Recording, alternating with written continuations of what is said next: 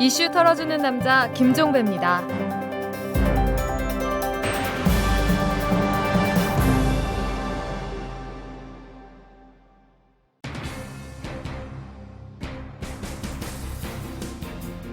청와대와 연관해서 달릴 것 같은 분들, 뭐 이런 분들이 일단 그런 분들이 책임을 안 느낀다고 하면 저는 상식적으로 납득이 안 됩니다. 아니 쇄신하러 들어오셨다면서요. 그러면은 쇄신이라는 게 뭐 자기 자신 먼저 돌아보고 얘기해야 되는 거 아닙니까? 한나라당 비대위와 친이계 의원들 간의 내용이 깊어지고 있는 가운데 고승덕 의원이 18대 국회에서 치러진 한 전당대회에서 전직 대표 중 한 명에게 돈봉투를 받은 적이 있다고 폭로해 파문이 일고 있습니다. 그러니까 어디 이제 공식 식당에서도 이제 앞서 보면은 느낌을 알잖아요. 좀 굉장히 싸늘하게 하셨어요. 지금도 싸늘한 건 마찬가지고. 충격에 빠진 한나라당 비대위는 고승덕 의원이 폭로한 전당대회 돈봉투 사건을 즉각 검찰에 수사 의뢰했고 야당은 한나라당을 냉비난했습니다. 잘못된 정치 문화의 쇄신을 위해서 검찰에 수사 의뢰하기로 의결하였습니다. 당 대표까지 돈으로 사는 정당. 정말 한나라당은 만사가 돈이면 다 되는 만사동통 정당입니까?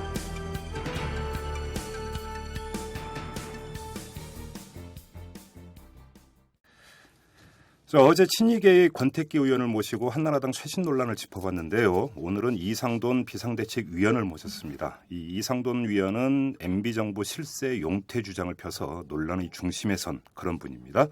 자, 이상돈 위원님 안녕하십니까? 네, 안녕하십니까? 네, 요즘 많이 바쁘시죠? 네, 많이 바쁩니다.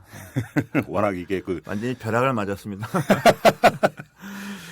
지금 갑자기 지금 불거진 뉴스가 있습니다. 일단 이것부터 좀 여쭤보고 넘어가야 될 것 같은데 또 이 비상대책위원회 이제 산하 이제 정치쇄신 분과위원장도 맡고 계시니까 네. 어찌 보면 가장 직접적으로 연결이 되어 있는 그런 분이기 때문에 여쭤봐야 될 것 같은데 이 한나라당의 고승덕 의원이 300만 원 돈봉투를 받아다가 돌려준 적이 있다 이렇게 지금 폭로를 했습니다. 네. 이 사안의 어떤 그 엄중성 어느 정도라고 평가를 하세요?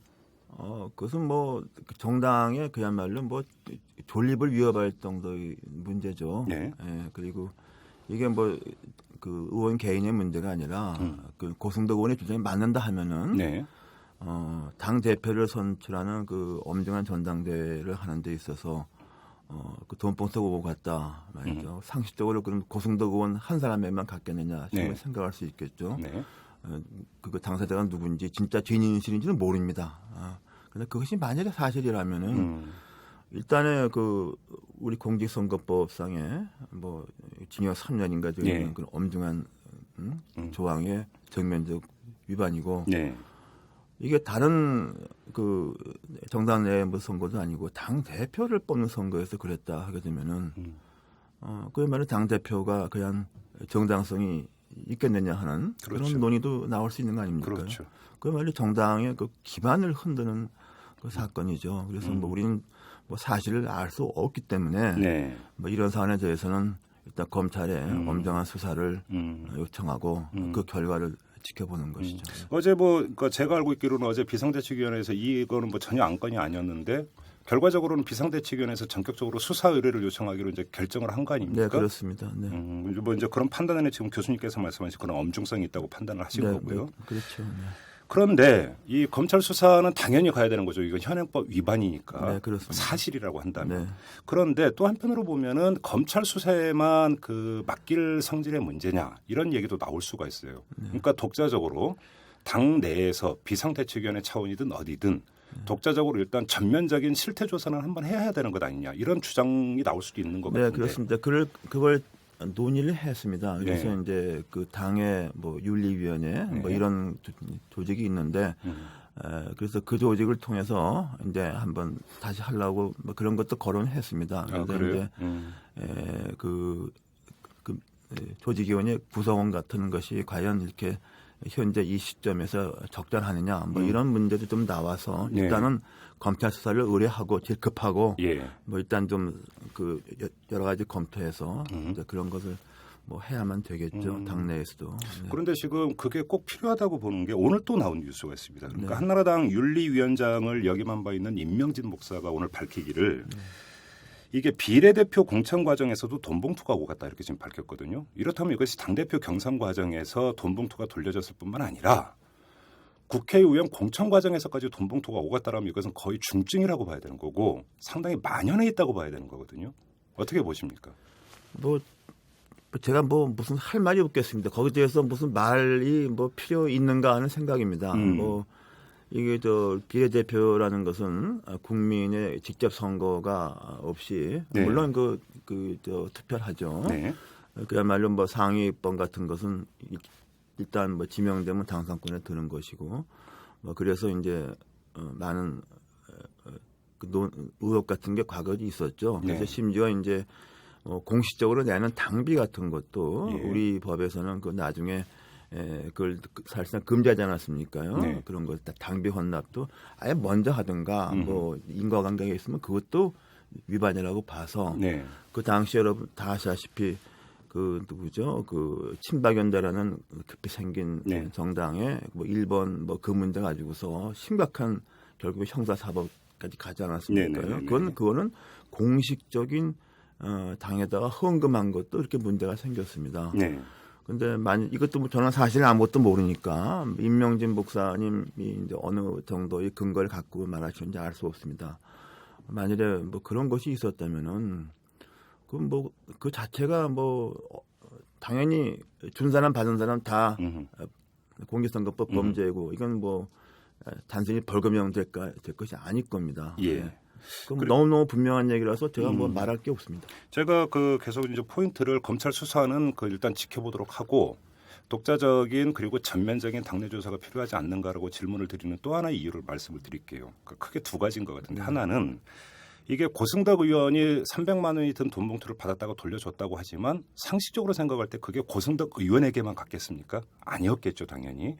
그렇게 본다면 그게 어느 정도의 범위에서까지 그게 이루어졌는지가 의문이고 둘째, 언론 보도를 보면은 이게 그 고승덕 의원이 언급했던 그 전당대회 때만이 아니라 그 전당대회가 열릴 때마다 당 대표 경선이 있을 때마다 돈 봉투가 오갔다라는 지금 보도. 그래서 뭐 3당 1하까지 나옵니다. 그러니까 30억을 쓰면 당선됐고 20억을 쓰면 떨어졌고 이렇게 본다면 이건 거의 구조화되어 있다. 이런 문제거든요. 그런 점에서 볼 때 한나라당이 쇄신 깃발을 올렸다라고 한다면 이렇게 수동적으로 그러니까 검찰 수사에 맡기고 기다리는 게 아니라 좀 더 능동적으로 그리고 선제적으로 조사를 해야 되는 것 아닙니까? 그래서 국민 앞에 떳떳이 밝혀야 되는 것 아닐까요? 그런 조사 갖다가 뭐 할 수 있으면 뭐 얼마나 좋겠습니다만은 네. 뭐 다 아시다시피 뭐 당 조직이라는 것이 무슨 강제 사법권을 갖고 있는 것도 아니고 그리고 사실상 그 한나라당은 자체가 지금 뭐 중대한 그야말로 지휘부가 붕괴되는 사태가 와서 네. 뭐 비대위라는 비상 시국이 들어오지 않습니까요? 네. 근데 이런 상황에서 정말 저희가 그 당의 어떤 모습을 갖춰서 뭐 선거를 대비하는 것도 정말 이 비대위로서는 너무너무 힘듭니다. 네.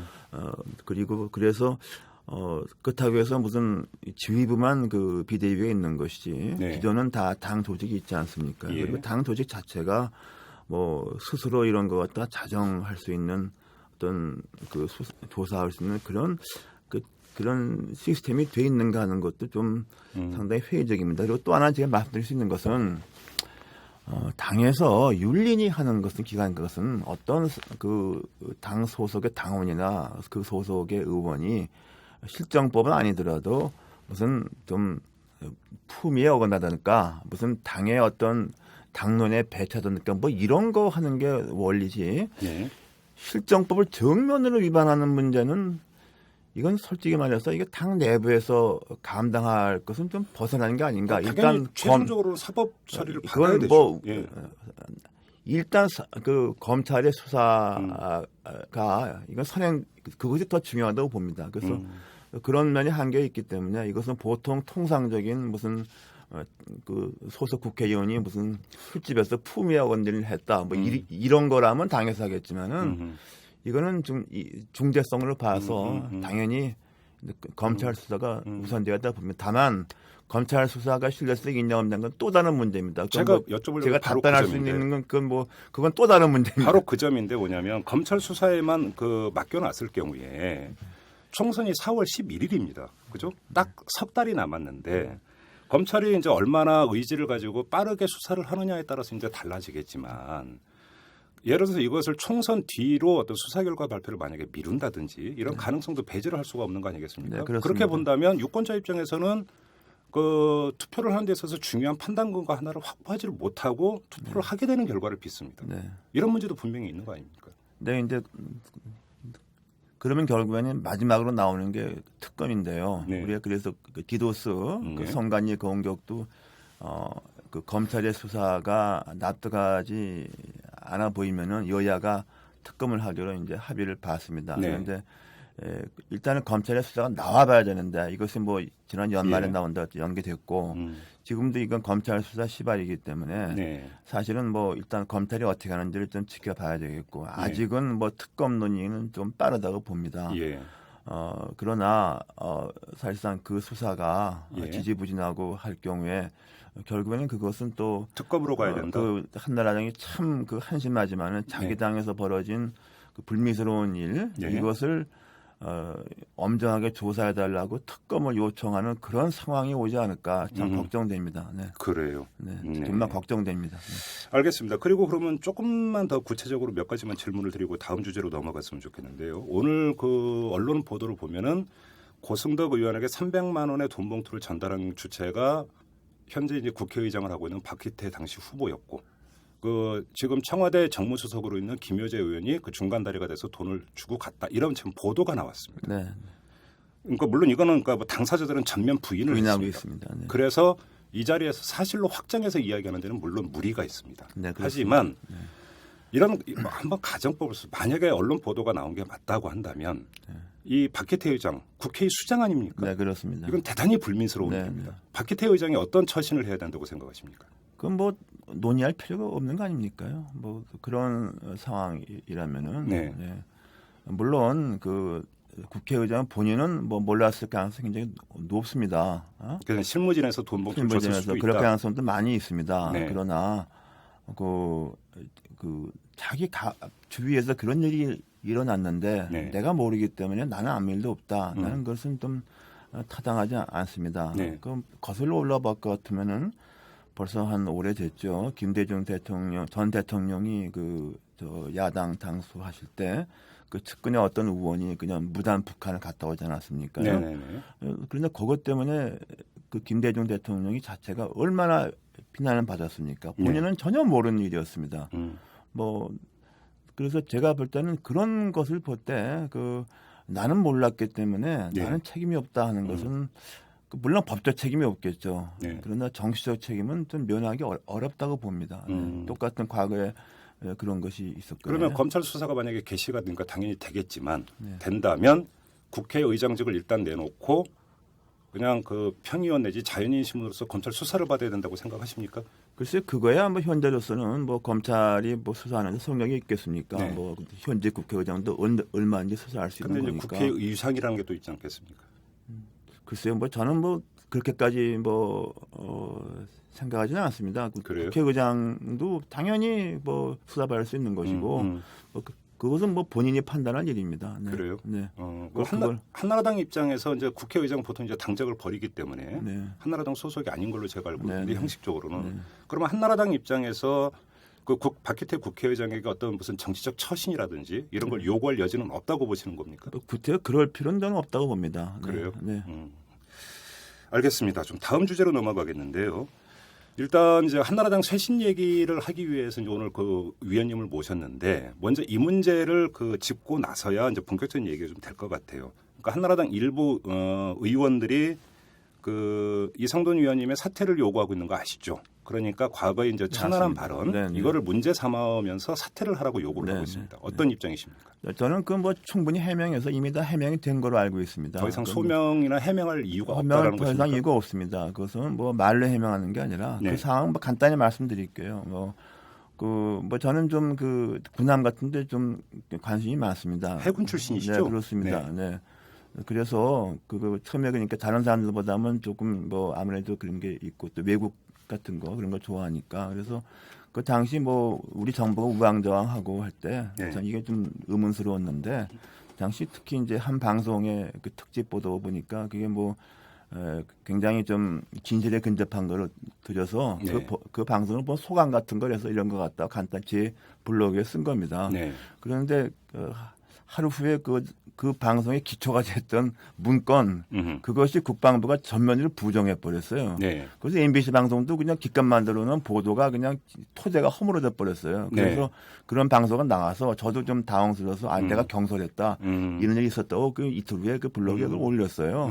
그리고 이제 보니까 뭐 어뢰가 나왔다고 뭐 그래서 이제 어뢰면 북한 거 분명하다. 누가 뭐 어떤 나라가 우리나라 군함 갖다 어뢰를 쏘겠습니까? 세상에 북한밖에는 없는 것이죠. 그리고 이제 그렇게 하고 뭐 저는 그냥 뭐 그렇게 관심을 안 뒀습니다. 그냥 그 문제에 대해서는 잊어버리고 보니까 나중에 뭐 군함이 건져지고 이제 어뢰 발사 뭡니까 그 뒤에 있는 거 발사체죠. 예, 그런 거 예. 나오고 또 물적 증거가 나오고 예.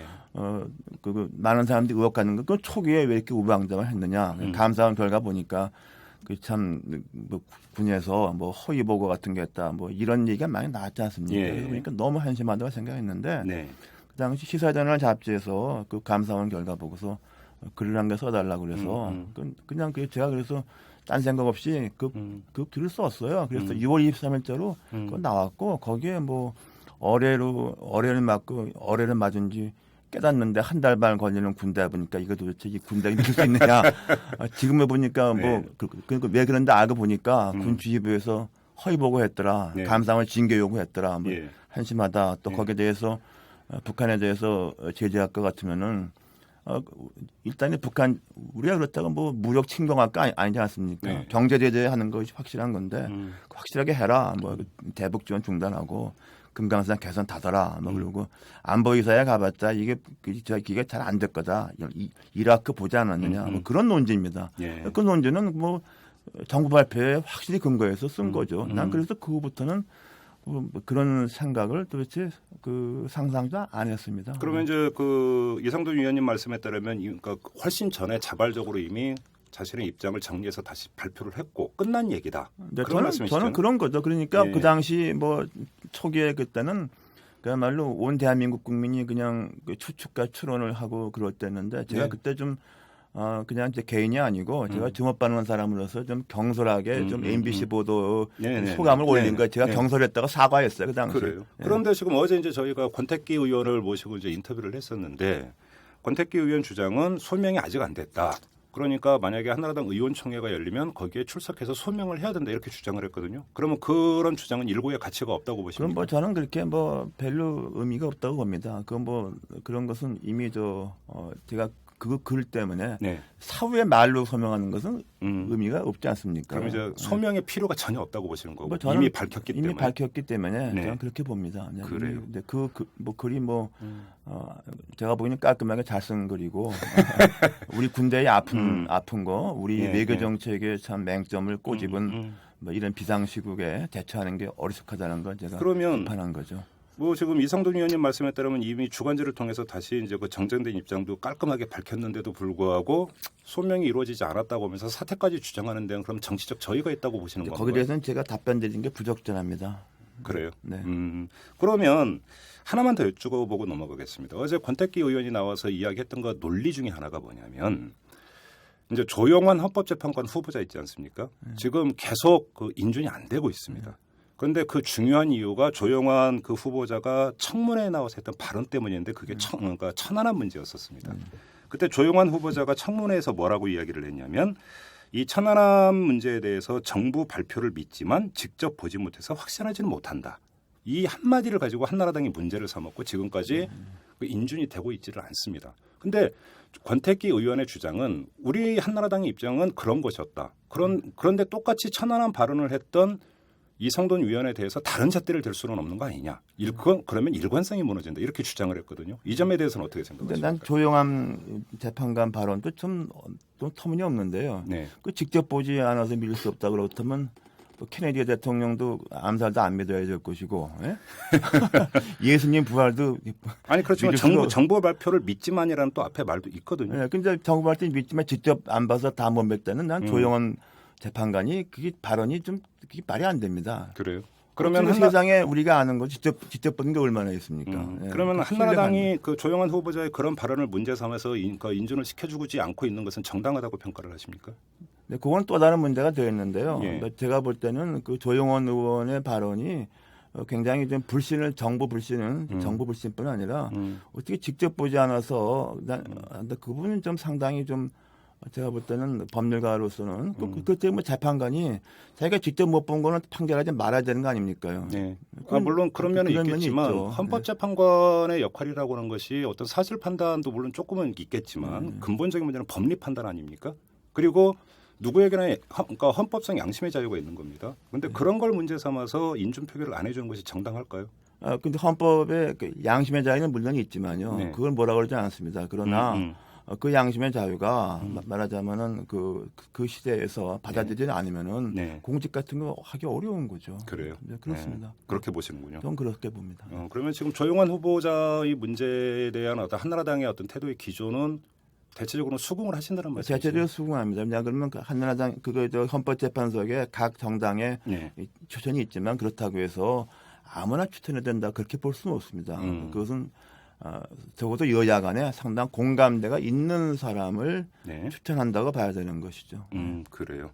뭐 일단 지금 이 그 인터뷰의 본류가 조영환 헌법재판관 인준 문제는 아니니까 네. 이건 이 정도로 마무리를 하고 본격적인 이제 쇄신 문제 이야기로 좀 넘어가 보도록 하겠습니다. 여러분은 지금 오마이뉴스 이털남을 듣고 계십니다. 자, 이 문제부터 이야기를 하는 게 맞을 것 같은데요. 이 쇄신을 이야기를 하면서 이상돈 위원께서는 이 MB 정부의 실세, 그다음에 당 대표를 지냈던 사람들의 용퇴를 주장을 했습니다. 그렇게 주장하신 이유가 어떤 겁니까? 뭐 그건 제가 이건 어디까지나 비대위원회 전체 전혀 관계 없는 겁니다. 네. 그러나 이제 제가 그것도 언론에서 네. 하든 묵고에서 무차 얘기를 했습니다. 그래서 하든 말해서 그냥 모범 답안을 갖고 있는 게 마찬가지인데. 네. 한번 생각해 보십시오. 이게 원내 안정 의석을 갖고 있는 정당이 네. 지휘부가 이게 그냥 붕괴해 버리는 경우가 제가 아는 한 없는 것 같아요. 이런 경우가. 네. 예, 이런 상황이 왔으면은 좀 뭔가 과거에 당을 운영해 왔던 사람들, 특히 최근에 와서 정당을 운영했던 사람들이 무슨 책임을 느껴야 되는 게 아니냐. 그래서 그 당대 회의에서도 우리가 쇄신보다는 쇄신은 어디까지나 반성과 성찰에 기초해야 한다. 이런 얘기는 회의에서 나왔습니다. 네. 그러니까 반성과 성찰한다고 그래서 우리가 새로 태어나겠습니다 말한다고 국민들이 믿어주겠느냐. 그렇게 되면 진짜로 좀 당이 일으켜 온 사람들이 좀 사과하는 모습을 보여야 하는 게 아니냐. 네. 이런 것이고 네. 이렇게 총선이 앞에 있으니까 그런 과거에 현재 한나라당을 이렇게까지 움직여 오신 분들이 다들 후보자로 다 나가고 거기에 대해서 우리를 도와주십시오 하고 말하는 것은 좀 그렇지 않느냐 하는 그런 겁니다. 그래서 그다음 이건 사실은 이런 말이 나온 것이 제가 의도적으로 한 것은 아니고 그 당 회의에서 나왔던 책임 있는 사람들이 반성이 있어 그런 것에 대해서 기자들이 집요하게 물어보다가 네. 제가 참 이게 공인된 지가 얼마 안 돼서 네. 그 기자의 그냥 유도신문에 넘어가서 그렇지요 한 것이 그냥 일파만파가 된 건데요. 네. 거기까지밖에 좀 말씀 못 드리겠습니다. 근데 이제 어떤 신문은 일면에다 톱을 쓰고 그랬는데 네. 그런 것이 여러분도 다 아시겠지만은 그 신문에서 그렇게 쓰는 것은 좀 사회적 공감대가 있어서 이렇게 쓰는 게 아니겠습니까? 네. 저는 그래서 그걸로 답을 가름하겠습니다. 그럼 그러니까 지금 말씀은 용퇴를 관철시키겠네요. 지금 말씀의 기조로 보니까. 용퇴라는 것은 어째 관철시킵니까? 제가 호소하는 것이고 네. 호소를 안 들으시면 할 수 없는 거죠. 호소로 안 되면 그다음에 이제 공천 기준 갖고 얘기를 해야 되겠죠. 공천 기준이라는 것은 그런 기준이 어떻게 될지는 아직 모르는데요. 네. 공천이 정치적 개파에 대한 보복으로 발전해서는 안 된다고 봅니다. 그리고 네. 그렇게 해서도 안 되고 예. 되지도 않을 겁니다. 그래서 이제 제가 좀 말하자면은 좀 당이 바뀌는데 협조해 주십사 하고 말씀드린 것이고 그렇게 제 말이 전혀 부당하다고 생각하시면 저로서도 어떻게 더 이상 할 말씀이 없는 겁니다. 제가 좀 어색하게 돼버린 거죠. 그러면 말이 나온 김에 이 질문 안 드리고 갈 수가 없는데 지금 정치세신 분과에서 지금 해야 되는 중요한 역할 중에 하나가 공천 기준을 마련하는 거 아닙니까? 그렇죠. 그런데 이제 공천 기준을 그 설정하는 과정에서 계량적으로 수치화할 수 있는 것만 갖고는 평가를 할 수가 없습니다. 물론 그것도 들어가겠죠. 네. 뭐 예를 들어서 이제 국회 출석 일수라든지 발의한 어떤 의안 건수라든지 이런 어떤 뭐 얼마나 열심히 의정 활동을 했는가는 당연히 포함이 되겠지만 그건 양적인 평가고 질적인 평가라는 게 있는 게 아니에요. 네, 그렇습니다. 당연히 그것도 들어가 줘야 되는 건데 그러면 그 질적인 평가에서 MB 정부의 국정 실패에 책임이 있는 사람 네. 이게 들어갈 수도 있는 거 아닙니까? 근데 이제 제가 말씀드린 것은 뭐 한국 사회는 그 신뢰가 무너진 사회입니다. 네. 신뢰가 무너진 사회에서 정성 평가는 그 불가능합니다. 더 나빠집니다. 그래요. 네. 대학 입학 시험부터 음. 예? 수신이 이런 것 등에서 정성 평가하면 무슨 그 학업 평가 계획서 뭐 이런 거 말이죠. 네. 또 외무부 공무원에서도 그 점수에 의한 그거 말고 정량 말고 정성에서 한 거. 네. 그 결과가 오히려 더 나빠지지 않았습니까? 그래서 평가의 주관성이 개입된다는 네, 말씀이신 그래서 거예요? 그것은 결국에는 한국 사회에서는 신뢰가 붕괴된 사회이기 때문에 모든 분야에 있어서 정성 평가는 상당히 조심해야 된다고 저는 생각합니다. 그것도 불가피한다. 그래서 우리가 뭐 10년, 20년 후에 사회가 맑아지고 네. 신뢰가 구축이 되면은 그런 것이 통할 수 있습니다. 그래서 그런 면을 솔직히 감안하지 않을 수 없습니다. 네. 그래요? 네. 그렇지만 그럼에도 불구하고 국민적 공감대라는 건 있는 거 아니겠습니까? 한나라당을 평가하는 데 대해서 그러니까 국민들이 갖고 있는 시각이라고 하는 걸 그러니까 그 이상돈 위원도 잘 알고 계시고 그다음에 MB 정부의 국정에 대해서 국민들이 어떻게 평가하고 있는지 잘 알고 계시고 그렇다면 그것이 꼭 주관적인 것이다라고만 단정할 수는 없잖아요. 일정하게 거기에는 객관성이 담보되어 있는 거 아닙니까? 글쎄요, 뭐 그런 부분이 뭐 상당히 좀 어려운 부분입니다. 솔직히 말씀드려서. 네. 그러나 뭐 정치는 뭐 이렇게 좀 이상도 있고 네. 현실도 있고 그렇습니다. 또 이제 밖에서 보기에 저 정당이 뭐 완전히 뭐 죽기 살기로 싸운다는 모습도 좀 부담스럽습니다. 그래서 네. 어떤 제가 이제 변화와 개혁이라는 뭐 그런 당위성도 있고 그러나 이제 현실적으로 뭐 가만히 하는 면도 많죠. 제가 그래서 뭐 몇 번 말했지만은 뭐 이런 상황에서는 좀 협력해주는 그런 자세 이것을 호소하는 것 외에는 나는 별다리 할 수 있는 것이 없다는 이런 말을 몇 번 했습니다. 네. 근데 이제 그러니까 제가 이해하기로는 교수님께서 용태를 주장하신 데에는 한나라당의 쇄신의 결국 그 종결점은 인적 쇄신 아니냐 이런 이제 문제의식을 기본에 깔고 있다고 저는 네, 봤고요. 그렇습니다. 근데 인적 쇄신이라고 하면 그 국민들 입장에서 이름도 잘 모르는 평의원이 나 그러니까 대선이 아니죠. 총선 불출마하겠소. 이렇게 이야기한다고 해서 국민에게 어떤 전달되는 거라든지 감동은 별로 약하거든요, 사실은. 네, 그렇습니다.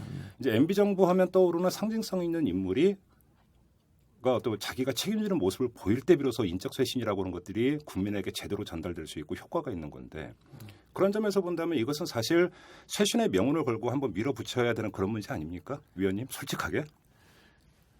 네, 글쎄 이게 답변하기 참 어렵습니다. 그러나 네. 뭐 현실이라는 것도 있고 그리고 뭐 제가 갖고 있는 것은 솔직히 무기가 뭡니까? 여론에 호소하는 것 외에는 저는 아무 수단도 갖고 있지 않습니다. 솔직히. 예. 근데 그게 제일 큰 무기죠, 네, 사실. 그런데 뭐 예. 제가 뭐 여론에 그런 것을 뭐 좀 호소할 대로 했다고 생각합니다. 그 저를 제 그 충정을 갖다가 받아들이지 않으면 뭐 할 수 없는 이 겁니다. 교수님 말씀, 그러니까 위원님 말씀을 듣다 보니까 그때의 말씀과 수위가 좀 낮아진 것 같은데 혹시 이 박근혜 위원장으로부터 어떤 말씀이 있었습니까? 그건 절대로 아닙니다. 제가 뭐 피로감도 있을 수 있겠지만은 예. 솔직히 그건 뭐 제가 그거 이상 해봤자 똑같은 말만 반복하는 것이고 그리고 이제 제 생각은 솔직히 이렇게 좀 전달이 대외적으로 전달이 된 겁니다. 그리고 아무래도 우리 박근혜 위원장님 생각에서는 뭐 여러 가지로 뭐 생각할 수 있겠지만 박근혜 위원장님은 뭐 필요하실 부분만 챙기시고 상당히 좀 뭐라 그럴까요? 이렇게 하향식으로 이렇게 하시는 분은 아닙니다. 그래요? 네. 그러면 마지막으로 딱 하나만 더 여쭤보고 이 문제는 그러니까 끊겠습니다. 지금 아까 이제 제가 그 공천 기준을 마련할 때 양적 평가 기준이 있고 질적 평가 기준이 있다고 말씀을 드렸는데 양적 평가 기준은 제가 여쭤보지 않겠습니다. 왜냐하면 국민 입장에서는 그 별로 중과 관심사가 아닙니다, 사실은. 그러니까 중요한 건 질적 평가 기준인데 그러면 질적 평가 기준이 도입되는 것은 당연한 거고 그 위원님도 그걸 인정을 하셨습니다. 그러면 어떤 이유의 질적 평가 기준이 공천 그 심사 기준으로 도입이 될 수가 있는 겁니까? 그거는 또 일단은 제가 아주 답변을 거부할 아주 훌륭한 알리바이가 있습니다. 진행 중인 사안입니다. 아 그렇습니까? 네. 1급 비밀, 영업 비밀이신가요? 아주 특급 비밀입니다. 언제쯤 나옵니까 공천 심사 기준? 불언간 나오지는 않겠나 생각합니다. 그래요. 알겠습니다. 자, 다음 질문으로 들어가죠. 그 어제까지만 하더라도 이 한나라당의 정강 정책에서 보수라고 하는 용어를 뺀다. 이런 이야기가 나와서 큰 뉴스가 됐는데 또 오늘 나온 뉴스를 보면 그 논의는 일단 보류하기로 했어요. 어떤 우여곡절이 있었던 겁니까? 네, 그거는 뭐 역시 그 제가 그 뭡니까 기자의 어떤 유도 신문에 빠져서 대형 사고 친 거랑 뭐 비슷한 정도의 수준이 그 뉘앙스가 그냥 나가서 이건 저 김종인 위원께서 네, 발언하신 거죠? 그렇게 네. 된 사안입니다. 그래서 네. 솔직한 얘기로 뭐 다들 어저께 그 조간신문 보고서 이런 일이 일어났다 그래서 상당히 당혹스러웠습니다. 그것은 뭐 그 논의 같은 것이 이런 수준의 것이 그냥 그 신문에 그렇게 나가서 막 너무 이러니까 저희 이제 말을 못 하겠다는 생각이 듭니다. 그래서 이것은 뭐 당론으로 정해진 바도 없고 예. 그리고 이제 무슨 심지어 분과에서도 확정된 의견은 절대로 아닌 거라고 알고 있습니다. 네. 그래요? 그러면 그 아무튼 비대위의 그러니까 전체 회의 차원이든 분과위 차원에서 일체 논의가 없었습니까? 개인 의견입니까? 그 제가 이제 분과는 이제 1분과 이것도 머리가 예. 아파서요. 예. 뭐 2분과는 제가 뭐 어떻게 돌아가는지 저는 정책 모르는데 쇄신 분과 네, 거기서도 뭐 이것이 뭐 최종으로 나온 것은 절대로 아닙니다. 그래요. 시간이 비대위 두고서 전체 회의에서도 전혀 언급된 전체 바가 회의에서는 없어요. 전혀 없고 어저께 그 언론에 튀어나와서 네. 그래서 이제 이게 좀 다 그래서 어저께 좀 그 박근혜 위원장께서 또 완곡하게 말씀하셨지만은 이게 좀 정제되지 않은 이런 말을 좀 자제해 주십시오 하는 그런 호소가 있었습니다. 네. 그래요. 네. 그런데 이게 일단 보류가 됐다고는 하지만 한나라당의 쇄신을 이야기하다 보면 당연히 한나라당의 이념, 색깔, 노선 얘기 안 할 수가 없잖아요. 네, 그렇습니다. 결국은 다시 건드려야 되는 문제 아닙니까? 그러면 그러니까 지금 질문을 약간 바꾸겠습니다. 네. 그럼 그 이상돈 위원께서는 한나라당이 어떤 색깔의 정당으로 그 재탄생해야 된다고 생각하십니까? 지금 저는 그 재탄생 등등에서 네. 그 한나라당이 무슨 보수 정당이기 때문에 문제가 생긴 게 아닙니다. 그러면은요? 그야말로 그 한나라당이 어떤 지금까지 걸어온 것이 그것 때문에 보수라는 이름이 아주 그냥 추락을 한 겁니다. 예. 그리고 뭐 제가 그 전에 뭐 과거에 제가 뭐 글과 말로서 누누이 많이 얘기한 것이지만은 이 이명박 정부에 있었던 발생했던 많은 국민적 논란이 되고 그래서 심지어 국민들한테 사이에서 한나라당의 버림을 받은 것도 저는 그것이 무슨 보수 정책, 보수 이념을 추구해서 생겼다고 보지는 절대로 생각하지 않습니다. 그럼 핵심적인 문제가 뭐라고 보세요? 기본적으로 국민을 존중하지 않았고 네. 지금 민주주의를 간과하고 그다음에 법치주의를 너무 가볍게 생각한 것이고 법치주의를 편의주의로 생각한 것이죠. 저는 그게 제일 큽니다. 일방적 독주가 네, 문제였다는 그것이 말하자면 제가 말씀이십니까? 누누이 말했지만 이것은 그 오만과 독주 이것이 국민이 민심이 뜬 원인이지 무슨 보수 정책을 했다고 해서 보수 이념만 강조했다고 해서 국민이 그 마음이 떴다. 저는 이렇게 보지는 않습니다. 그래요? 문제는 네. 일각에서 이명박 정권은 그냥 무조건 지지하는 사람들이 보수를 표방하고 네.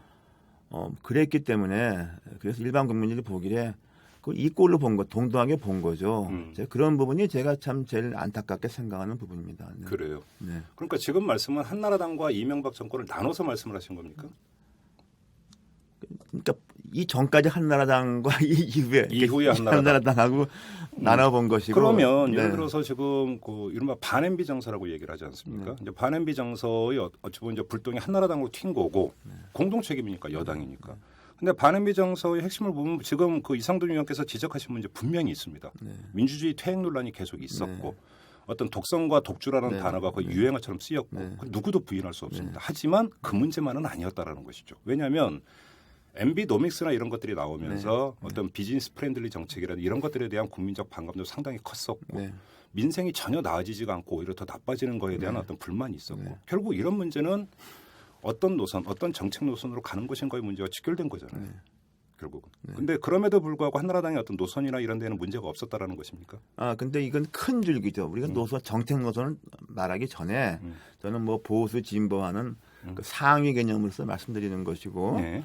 구체적으로 이제 경제 노선에 있어서 말하자면 이명박 정권의 이제 경제 정책이 말하자면 좀 자유시장 방임주의 이런 것을 좀 강조한 건 사실입니다. 네.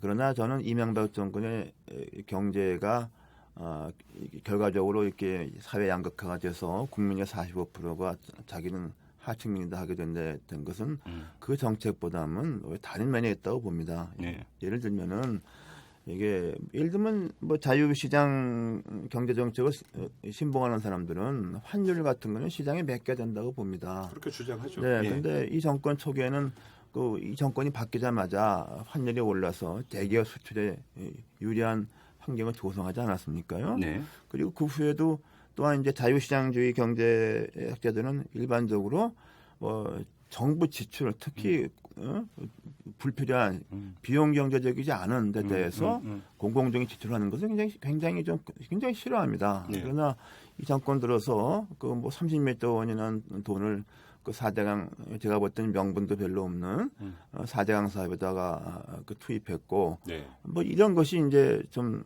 말하자면 보수 경제 정책과 아닌 것이죠. 네. 또 하나는 이제 그 보금자리 주택 같은 것도 제가 보기엔 그렇습니다. 보금자리 주택이 목적은 좋다고 보겠지만은 네. 싼 저렴한 가격에 주택을 공급한다. 목적은 좋지만은 거기에 대해서 일반 국민의 그 세금을 갖다가 투입하는 게 정당 아니냐. 뭐 자유주의 경제 또는 보수 경제학자들 입장에서는 그건 옳지 않다고 봅니다. 그것은 수요 공급이랄까 이런 것을 통해서 하고 말하자면 국민들이 집 없는 국민들이 집을 살 수 있도록 네. 일자리를 창출하고 경제를 일으키는 것이 이렇게 봅니다. 네. 근데 그로 인해서 기존의 주택 시장이 혼란이 생기고 공기업이 뭐 엄청난 적자를 받고 네. 결국에는 다음번 정권 때 국민의 세금으로 두 개의 공기업을 갖다가 적자를 감당하지 않으면 안 될 게 되지 않습니까? 네. 제가 볼 때는 전반적으로 볼 때 이명박 정권의 경제 정책은 이 자유주의 시장 경제 혹은 보수 경제가 아닙니다. 예. 네. 그래요. 제가 볼 땐 그렇습니다. 네. 확실히 말할 수 있습니다. 예, 경제 정책에 대해서는 그 정도로 하고 이제 교수님, 그러니까 이상돈 위원님은 법학자이십니다. 그 누구보다도 이제 법에 정통하신 분이고 그러면서 아까 이제 이야기를 하시면서 이제 법치주의도 언급을 하셨습니다. 네. 그러면 이명박 정권에서의 법치주의가 왜곡됐다라는 말씀이신데 네, 그렇습니다. 구체적으로 말씀해 주세요. 뭐가 문제였습니까? 가장 기본적으로 법치주의는 그 국민과 그 정권 말하자면 한자말을 할 것 같으면 그 치자와 피치자 이게 좋은 말이 아닙니다. 그렇죠. 이게 그냥 네. 쉽게 얘기합시다. 예, 예. 그러니까 뭐 권력을 정부 권력 행사하는 사람과 정부 권력에 적용받는 국민과 예. 똑같이 적용돼야 되는 것이고 만연하게 평등해야만 적용되는 겁니다. 제가 볼 때는 그런 것이 그 현 이명박 정권 들어서는 지켜지지 않았다고 생각합니다. 그러니까 네. 권력 가까이 있는 사람들에게는 법의 잣대가 들이대지 않았다라는 네, 말씀이신가요? 그러니까 예를 들면 비리 문제랄까 이런 것들이 네. 과연 속 시원하게 재단 전적이 있었는가에 대해서 상당히 좀 회의를 갖게 되죠. 물론 네. 저는 뭐 확실한 사실은 알 수가 없습니다. 네. 뭐 이런 것이고 예. 또 하나는 이제 흔히 말하는 공권력이라고 그러는데 그 공권력도 좋은 단어가 아닙니다. 그게 그렇죠. 예, 그건 맞아요. 참 예. 언론의 편이지 네. 공권력 투입 이게 그냥 굉장히 나쁜 말입니다. 경찰력이라고 해버리면 그렇죠. 되죠. 그게 잘못된 예. 말입니다. 예, 그렇죠. 공권력 맞아요. 하면 경찰력보다 좋은 걸로 보입니다. 그렇죠. 그게. 예.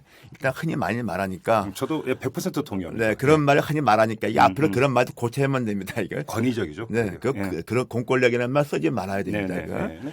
예, 어떤 그런 것을 행사할 때 과연 그것이 그 문제의 상황이 법에 위반되는 점이 있더라도 그것이 그야말로 그 합리성 있는 조리의 원칙이 있느냐, 공권력을 또 공권력 그럽니다. 경찰력을 투입할 수 있을 정도의 그렇게 심각한 위해가 있느냐, 그렇게 빨리 할 수 있어야 되느냐. 또 이제 어떤 경우 같으면은 뭐 좀 어떤 거는 그냥 공권력이 좀 초범 어떤 경우는 좀 그냥 운영의 묘가 전혀 운영의 없어요. 묘, 좀 예. 그냥 너그럽게 할 수도 있고 좀 관용돼 베풀 수 있는 부분에 대해서 예를 들어서 뭐 이제 시위가 있을 지나치게 때 엄격한 게 아니냐. 예를 들어서 이제 시위를 했을 때 토끼머리식으로 이제 진압을 한다든지, 그다음에 한미 FTA가 통과된 후에 이제 시위대에게 그 엄동설안에 물대포 뿌린 거라든지 그런 것들은 과도하다라는 말씀이신가요? 그런 것을 해서 예. 그렇게 좀 당장의 어떤 시위는 막았을지 모르지만은 네. 그로 인해서 저는 더 많은 걸 잃어버린 게 아닌가 싶습니다. 그래서 공권력에 대한 좀 상당한 그 부정적인 예. 이런 것을 초래한 것 같아서 참 그런 거 걱정이 됩니다. 네. 그래요. 근데 지금 이제 교수님께서 언급하신 그 대부분의 내용은 이명박 정권에 직결되는 문제인데 집행 과정에서 나타났던 문제인데, 자 이렇게 질문 한번 드려보겠습니다. 이제 그 이상돈 위원께 이제 비대위원으로 좀 참여해 주셨으면 좋겠다는 이제 당연히 요청이 왔을 거고, 그러니까 그 위원께서는 그걸 수락을 하셨으니까 지금 비대위원이 되셨는데 그런 요청을 받았을 때 한나라당의 그 문제 중에서 이것만은 확실하게 뜯어고치겠다라고 하는 생각이 있었으니까 수락을 하시지 않겠습니까? 안 하겠습니까? 그게 어떤 겁니까? 그건 뜯어고치다는 것보다도 네. 한나라당은 그냥 제로 베이스에서 새로 태어나야 된다는 생각을 했고 네. 그것이 될지 안 될지는 모르는 거 아닙니까? 그렇죠. 네, 그러는데 예. 박근혜 전 대표, 그 당시 전 대표께서 뭐 저한테 간곡하시게 말씀하기에 뭐 제가 거기서 뭐 어떻게 뭐 가부 여부를 뭐 판단할 거 없었습니다. 제가 그래서 어떤 언론사에서는 저는 수락한 바가 없습니다. 운명처럼 엮였습니다. 이렇게 말씀드렸습니다. 그래요? 자 그러면 지금 비대위원이시면서 정치쇄신분과위원장을 맡고 계시니까 그쪽으로 좀 질문을 집중을 하겠습니다. 네. 자 정치는 사람이 하는 겁니다. 네. 결국은 사람이 바뀌어야만이 정치가 바뀌는 겁니다. 그래서 아까 이제 제가 계속 집요하게 공천 문제를 여쭤봤던 이유도 그거 있는데 뭐 다시 공천을 여쭤보기 위해서가 아니라 또 한 가지는 사람은 그럼에도 불구하고 조직의 또 어떤 규정을 받습니다. 그렇지 않습니까? 자 그러면 한나라당 당 내부의 어떤 질서, 문화, 더 나아가서 국회, 국회 어떤 운영과 관련돼 있어서 원칙이라 할 거예요, 질서라고 할까요, 문화라고 할까요? 어떤 점이 개선이 돼야 된다고 생각하십니까? 글쎄요, 이게 뭐 너무나 뭐 많은데 제가 뭐 들어보니까 저는 정말로 한국의 국회의원이랄까 정치하고서는 이게 문화적으로 너무나 다르다는 걸 생각하게 됩니다. 그래요? 네, 그래서 뭐 저 같은 사람이 어떻게 이렇게 된 것이 이게 숙명 아니면 해석이 안 되는 것 같은데요. 네. 저는 그 우리나라 국회의원들에서 좀 상당히 좀 안타깝게 생각하는 것 중에 하나가 좀 존경받는 다선 의원이 있느냐 말이죠. 네. 국회의원들이 좀 4선 5선 하면서 국민적인 존경을 받고 말이죠. 네. 그분의 말 한마디 글 하나가 좀 경륜이랄까 지식이랄까 예지가 있어야 돼야만 되는데 네. 불행하게도 그런 것이 없는 것 같습니다. 이렇게 되면은 처음에 초선에 당선된 국회의원은 뭐 다 똑같이 말할 수는 없겠지만 그 중에는 반듯한 이력서를 가진 분도 있지만은 그렇게 된다 그러면 이건 국회가 근본적으로 문화가 잘못된 게 아니냐 그런 생각 같습니다. 네. 그래서 뭐 제가 다른 나라 정치는 잘 모르겠습니다만은 그래도 미국에서 보면은 대통령 이런 거 안 하더라도 그 선수가 많은 다선 의원들이 참 존경을 받는 의원들이 굉장히 많지 않습니까? 의회 지도자가 있어야죠. 네, 의회 지도자 그게 예. 굉장한 축입니다. 네. 네, 그래서 닉슨 대통령이 워터게이트 사건으로 그렇게 됐을 때에도 당시 공화당의 가장 원로였던 베리 골드워터 그 상원 의원이 상원 하원 원내대표를 데리고 자기가 대통령을 만나서 나라와 우리 공화당을 위해서 당신이 사퇴해줘야 되겠다 한마디 했고 그 다음날 사퇴했습니다. 네. 그 정도 신망받는 국회의원이 과연 우리나라에 별로 있다고 보겠습니까? 나는 그런 것이 하루아침에 해결되지 않지만은 좀 이번에 한나라당의 쇄신을 통해서 네. 뭐 그런 분위기를 그런 국회가 변하는 뭐 토대가 조금 뭐 되었으면 하는 근데 그런 소망입니다. 의회 지도자가 나오기 위해서는 국회의원 한 사람 한 사람이 소신 있게 의정을 펼 수 있는 여건이 마련이 될 때만이 가능한 거 아니겠습니까? 그런데 네. 지금까지 우리나라의 정달 질서나 문화를 보면은 줄 세우기 문화가 분명히 있었습니다. 네. 한나라당은 특히 심했습니다. 이 점은 어떻게 뜯어고치시겠습니까? 근데 그것은 마치 계란이 먼저냐 닭이 먼저라는 게 마찬가지입니다. 네. 나 그래서 그 김성식 의원이 탈당하신 분 아닙니까요? 네. 내가 참 그분이 거진 이 정권이 이제 흔들릴 때 지난번에 가을인가 그때 이런 말씀을 했어요.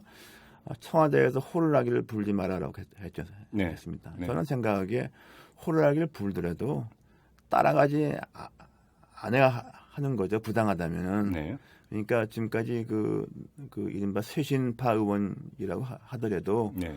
뭐 그런 것에서 좀 그들부터도 좀 자유로워야만 이 국회가 되지 않느냐 말이죠. 그러니까 그것은 마치 닭이 먼저냐 계란이 먼저냐 하는 것인데 그런 정도의 그 분위기가 실리는 당이 바뀌면은 네. 좀 뭐 그렇게 변화할 수 있다고 봅니다. 네. 그래요. 네.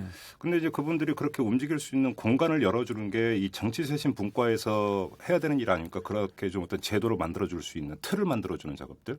네, 이제 그런 것이 이제 틀이지만 그렇다고 해서 이제 경우에 따라서는 정당은 당론도 필요한 것이고 네. 뭐 그렇지만은 결국에는 그 제도보다는 어떤 리더십이 있느냐 뭐 이런 것이 전 중요하다고 봅니다. 그래요. 아무리 제도가 잘 되어 있다 그래도 네. 권위주의적인 그 대통령과 권위주의적인 의회 그 질서가 있게 되면은 네. 이게 안 되는 것이죠. 저는 그래서 그런 면에서 뭐 제가 좀 그 박근혜 위원장은 그런 면에서 과거의 여권 지도자들은 좀 다르리라고 생각을 합니다. 네. 그래요. 네. 예, 말씀 나오신 김에 좀 카테고리를 바꿔서 그걸 좀 여쭤보겠습니다. 그 이상돈 위원께서 얼마 전에 말씀하시기를 박근혜 위원장이 대통령이 되는 것이 우리나라를 위해서라고 생각했다 이런 말씀을 하셨습니다. 네. 그 왜 이런 생각을 하셨습니까? 박근혜 그러면 비대위원장과 이렇게 질문을 드릴게요. 박근혜 비대위원장과 이명박 대통령은 어떤 점에서 다른 겁니까? 근데 그것은 제가 좀 말 실수한 게 있는데 제가 요새 방송 가다 보니까 실수를 너무 많이 하는데 네. 그것도 좀 말 실수한 겁니다. 그 말에 나올 그 텍스트가 아닌데 네.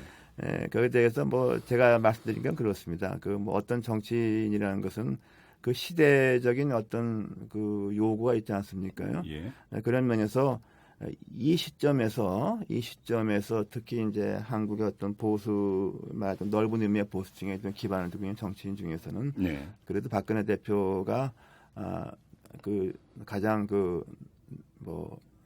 지도자로서 적절하다고 보는 것이죠. 네. 왜 다르냐 그래서 이제 여러 가지 있겠습니다만 일단은 좀 제가 보기에는 권위주의적이지 않을 것이다 하는 것입니다. 그리고 국민을 존중할 것이다. 그리고 대화와 상생을 추구할 것이다 하는 것이고 또 온화한 리더십을 가질 것이다 말이죠. 그래서 그것이 이 시대에 특히 좀 요구되는 리더십에 부합하라고 봅니다. 그래서 이건 뭐 제 순수한 짐작입니다. 그래서 저는 그 미국 대통령으로서는 제일 성공한 대통령 2차전 후는 해리 트루만과 그 로널드 레간 같은 사람이 훌륭하다고 봅니다. 무슨 그 설득을 통해서 리더할 수 있는 분이고 그런데 또 하나는 해리 트루만 같은 분은 이런 일화가 있죠. 국무장관이 그 어려운 협상을 하고 귀국하니까 수고했다고 대통령이 공항에 마중을 나갈 그 일화가 있습니다. 네. 그런 좀 지금까지 우리가 생각했던 대통령 상과는 다른 상을 구현하리라고 제가 기대하기 때문에 그렇게 생각하기 때문입니다. 그런데 지금 박근혜 위원장 같은 경우는 권위주의적이지는 않을 것 같다라고 그렇게 이제 그 평가를 내리셨는데 좀 언론 보도나 이런 이제 박근혜 위원장에 대한 평가를 보면은 좀 소통이 약한 게 아니냐. 그러니까 예를 들어서 이제 이른바 친박계. 할 때 이제 친박계 의원들과의 소통도 약하고 그래서 친박계 의원들이 박근혜 위원장의 의중을 잘못 읽고 잘못 정치적으로 또 코멘트하거나 이런 경우도 되게 많았다. 그러니까 이런 지적이 상당히 많았고 일반적이었습니다. 그런데도 권위적이지 않다고 볼 수 있는 겁니까? 저는 그것은 좀 잘못됐다고 잘못 생각했다고 생각하는데요. 오히려 이건 제가 상당히 위험부담을 안고 말씀드리는 겁니다. 네네. 오히려 박근혜 위원장의 생각은 그 보통 의원들이 좀 더 소신 있게 얘기하고 그러는 것을 자기 눈치 보지 마라. 그걸 좋아하는 것인데 그것을 어떤 분들은 그런 것 갖다가 자신이 자기 의견을 말하는 게 아니라 그 당시 박 전 대표의 뜻인 것처럼 말하는 그런 것에 대해서 탐탁하게 생각하지 않으신 것으로 저는 이해하고 있습니다. 그런데 지금 비상대책위원회에서 보면 위원들이 이렇게 말씀하시면 좀 이제 잘못 해석될 수 이런 것들은 발언을 자제해달라고 여러 차례 지금 박근혜 위원장이 당부하시지 않았습니까? 네, 그렇습니다. 저도 곤혹스럽습니다. 좀 약간 이게 안 맞는 거 아닌가요? 지금 그 이상돈 위원께서 그러니까 지금 말씀하신 박근혜 위원장의 장점과 비대위원장으로서 입단속하는 모습과는 좀 매치가 안 되는 거 아닌가요? 그래도 그런 것도 조율하고 그래야 그 장출이 의료자죠. 그 모든 사람한테 망한 척 나가 놀아라 그러면 되겠습니까? 그래요. 예, 저도 얼마 전까지 라디오 해봐서 알아요. 쉽지 않아요, 이거. 예. 난 처음에는 김종배 씨 털이 많아서 이털남인 줄 알았어요. 이슈 털어주는 남자라고요. 예. 잘 털어주세요. 근데 김종배 씨 털은 많아요.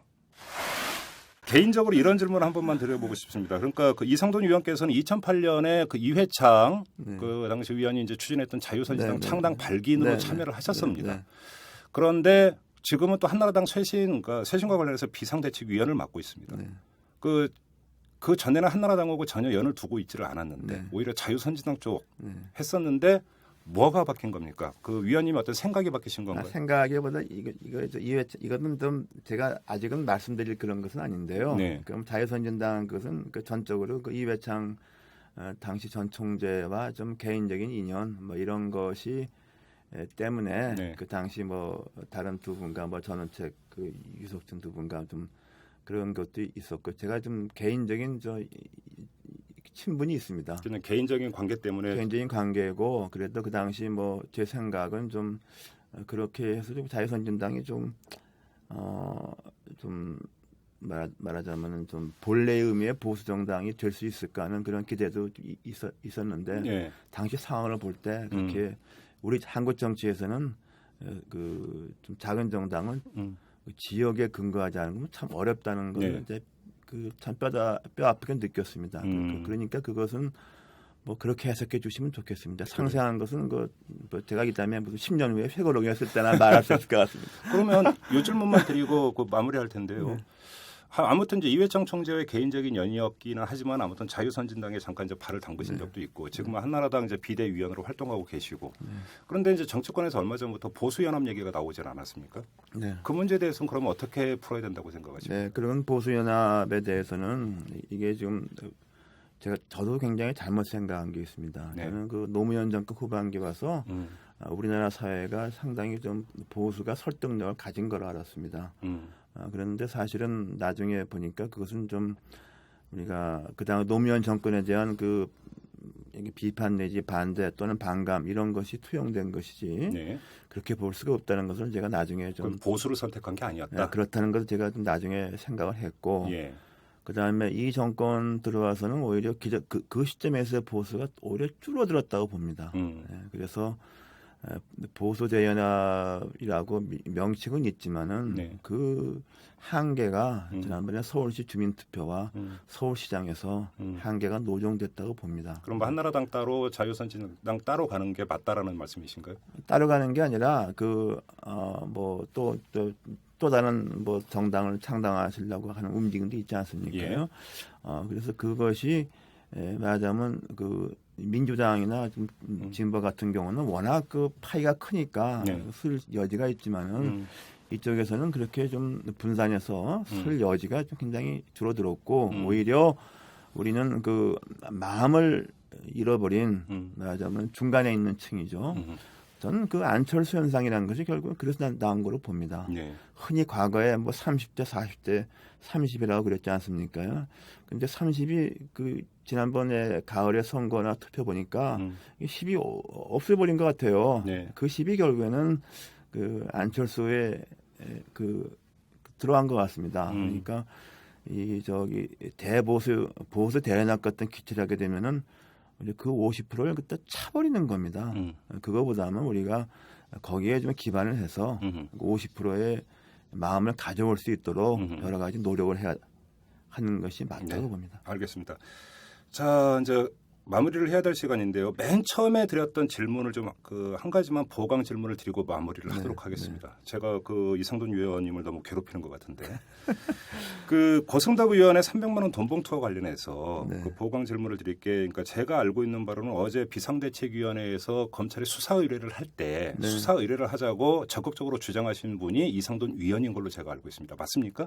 제가 처음 말을 했죠. 그렇죠. 그래서 여쭤보는 건데 비상대책위원회에서 수사 의뢰 중요한 건 고승덕 의원 건으로 한정이 되는 겁니까? 아니면 한나라당 전당대회에서 오갔을 가능성이 있는 모든 것으로 확정이 돼도 괜찮다라는 말씀이십니까? 나아가서 아까 임명진 목사께서 이야기했다라는 비례대표 공천 과정에서도 돈봉투가 오갔다라는 이제 얘기가 나왔는데 이것까지 그러니까 말 그대로 탈탈 털어야 된다고 생각하십니까? 어떻게 생각하십니까? 어저께 시점에서는 일단은 고승덕 의원만 나왔지 않습니까? 네. 그러니까 그 상황에서 뭐 저희가 뭐 한나라당 전체 그 말한 것도 언급하기 좀 고승덕 의원 건으로 거죠. 한정이 된 거예요. 그것도 일단 고승덕 의원 한간 그것이 특히 당 대표를 선출하는 과정이라면은 네. 이거는 뭐 심각한 문제라고 봐서 네. 고승덕 의원의 개인의 문제가 아니다. 그래서 이렇게 한 것이고요. 네.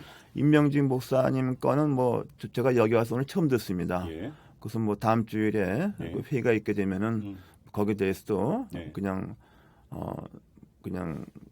그 주장으로서 그냥 할 건지 또 그것도 우리가 무슨 또 다른 어떤 수사 의뢰를 해야 되는 건지 그것도 판단을 해야 되겠죠. 그런데 언론 보도를 보면 고승덕 의원 건 같은 경우는 말 그대로 빙산의 일각이라는 거 아닙니까?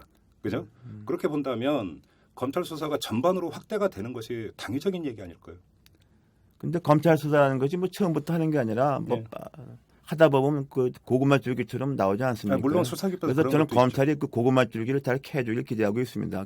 여기 와서 뭐 지금 이 단계에서 뭐라 모르고 또 고구마 줄기가 짧으면 다행이고 예. 그게 깊으면 뭐 굉장히 심각하죠. 뭐 비례대표 최신이고 예. 뭐 없습니다. 네. 비례대표 공천 과정에서의 돈봉투 문제는 다시 검토해서 수사 의뢰를 별도로 할 수 있다 이런 뭐 말씀이시죠? 그건 이제 좀 상황을 봐야 되겠죠. 그래서 예. 임명지 의원님이 과연 그 당시 뭐 그런 정도 알 정도의 이 지위에 계셨는지 네. 뭐 이런 것도 좀 우리가 생각을 해봐야만 되겠고 네. 그것이 진짜로 뭐 진실에 근접한 주장일 것 같으면은 뭐 그런 것도 모른 채 할 수는 없지 않겠습니까? 그렇겠죠. 알겠습니다. 이성돈 의원님 지금까지 그 말씀 나눴는데요. 아무튼 갈 길이 상당히 멀어 보입니다. 험난해 보이기도 하고요. 네. 고생 많이 하시기 바랍니다. 고맙습니다. 네, 고맙습니다. 네. 어제와 오늘 이틀에 걸쳐서 한나라당 쇄신 논란을 짚었는데요. 한나라당 갈 길이 멀어 보입니다. 쇄신 논란은 계파 갈등 양상으로 번지고 있고 오히려 구태를 보여주는 돈봉투 사건이 터지는 판국이니까요. 이 결국 한나라당의 쇄신을 최종적으로 강제하는 건 국민의 힘이 될 것 같습니다. 자, 저희는 다음 주 월요일에 뵙겠습니다. 지금까지 이털남 김종배였습니다.